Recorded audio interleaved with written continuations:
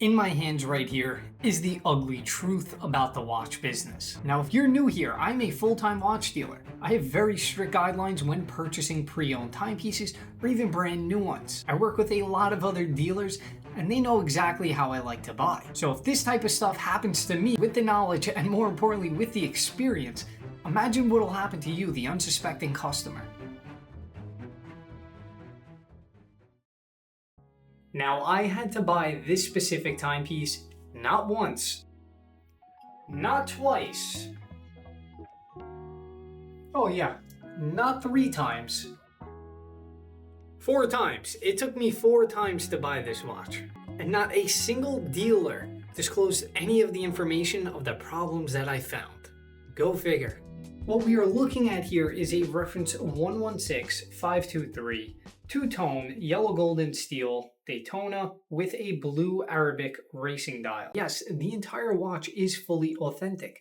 The condition on it, I mean, it's phenomenal. It genuinely is. I've seen 4 of these, and this was one of the better condition ones. But the problem is, it wasn't born this way. Now, I can't do that. I can't sell that piece. Now, this timepiece had a very short production run, but I wish that they still made it. It's an absolutely gorgeous watch. We have a classic 40mm Daytona in two-tone bimetal, so we have 18 karat yellow gold and stainless steel. The Daytona to me is one of the best watches ever made. Now, pair two-tone with a matte blue dial, red hands, I mean, it's just absolutely gorgeous. But this right here is one of the hardest watches to buy. And no, that has nothing to do with the fact that this has a short production run. It's mainly because damn near every one of these watches on the current market is dial swapped. So now, 4 separate times to try and buy the same watch. Yes, I could have definitely done some other things before even getting them in. In the end, I ended up wasting a few $100s on just shipping labels, but every single one of them had a genuine issue, and none of the dealers disclosed that to me. Now, when I say the word issues, I'm not talking about how the watch functions. I've sold enough Daytonas in my lifetime to be able to look at some photos and catch all the things that I don't like, doesn't look factory, or just basically the watch doesn't look good. Now, Daytonas specifically have a very intricate bezel. Now, the finishing on this is absolutely perfect when it comes from the factory. But if you follow along here, look at the light and how it plays. So there's an actual lip that is lapped into the bezel. Now, there's 3 separate sections when refinishing a Daytona bezel. And when these things are not polished correctly, you lose the legibility of all the numbers, you lose the thickness of the actual bezel, and more importantly, you lose all of the factory finishes. So most of the ones he was showing me online, they all had the same issue. The bezel is always the first thing to get messed up on a Rolex Daytona. Now, next up, you have the bracelet. This is another part that gets over polished way too often. Specifically, it's going to be the crown on the flip lock or just on the clasp itself. Same thing for the lower portion of the metal. This always gets ground down specifically because this is where you find the most wear. And that just furthers my point of saying that most dealers don't check their inventory.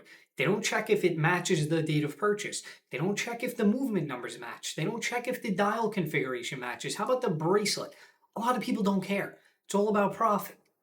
But here at Horology Exchange, of course, that's one of the things that I always have to check. Now this, to me, I don't know why, but I feel that this is one of the most dial swapped watches. Now you also have your Datejust. Everybody swaps those, especially on these newer watches. They basically build it so as you order the watch, they put it together, they have it ready to go. Will they ever tell you that? Absolutely not. Why would they?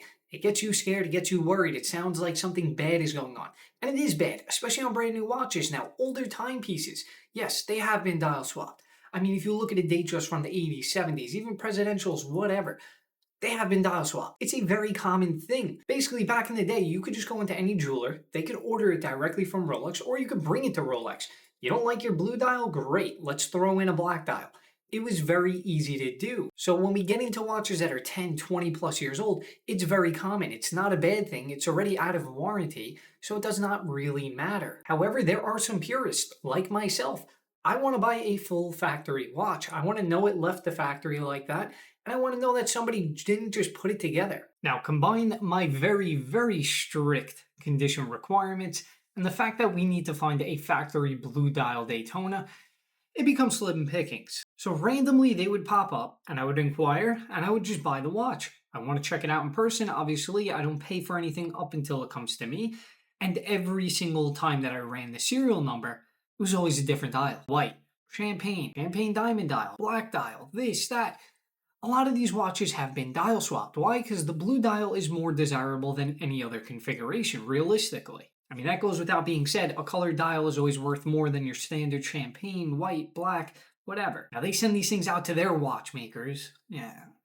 And they just end up swapping the entire movement. Why? You have less risk of damaging hands, scratching a dial, or causing pretty much any issue by just removing the movement, putting it in another watch, and then putting everything back together. For newer pieces, yes, that is 100% an issue. I don't stand for that. I always check, especially on brand new watches, because you will void the warranty. Stop listening to these people that say, oh no, you won't void the warranty by doing a movement and dial swap. You most certainly will. They honor a warranty on that specific configuration. That's how it left the factory. That's how they want it back. Think of it this way, because apparently all other watch dealers have a very, very small mind. Let's say you buy a brand new Jeep Wrangler. Then you buy a Porsche. Cut the Porsche in half, cut the Jeep in half, slap them together. If you bring that back to Porsche, are they going to honor their warranty? If you bring it back to Jeep, are they going to honor their warranty? No, because you modified it. So for brand new watches, that's why I always say it's so critical. And 99% of these dealers, they don't care about condition. They don't care about originality.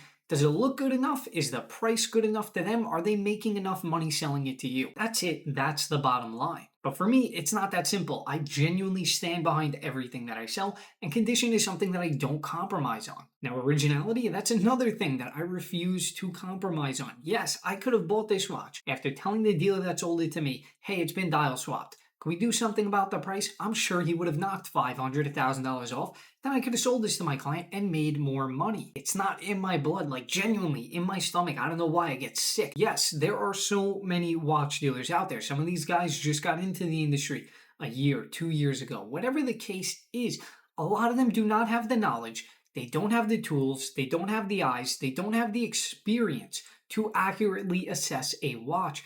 And that is the ugly truth about the watch industry. Now, with all of this being said, how do I go about fixing this?